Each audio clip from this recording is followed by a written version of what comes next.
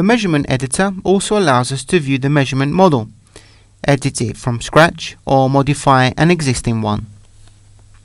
For the living room, having chosen the appropriate measurement model for measuring the flooring, you can notice that the description, the room description variable, and in the equal parts column the room surface variable are automatically inserted.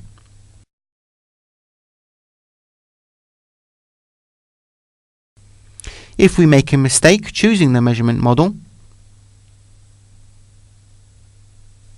we can of course access the archive again and select a different one from the list.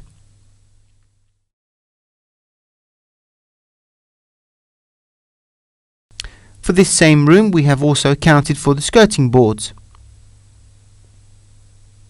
In the first row, we have the perimeter variable for the current room. This variable can of course be deleted, and we can manually insert a value or add a different formula. So let's activate the menu. A right mouse button click within the dimension field accesses the list of variables related to this specific room, which is based on the kind of prices item and other objects assigned to the same room or compartment.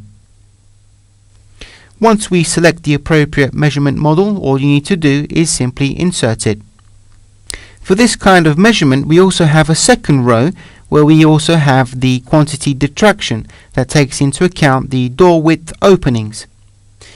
We have seen that we can easily delete the formula, but also insert others and request further object details.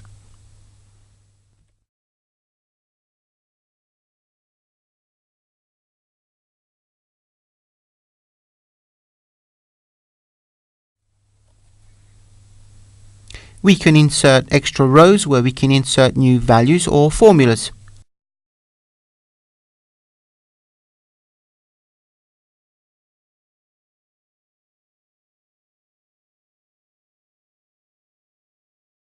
In addition to default variables, we can also define our own.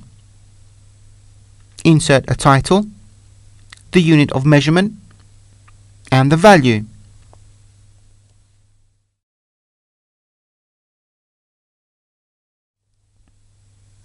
This same formula can also be used when considering our doors. Having completed the edit phase, you will notice that the measurement in the bill of quantities is updated automatically, where you also have the negative value and the relating detraction details.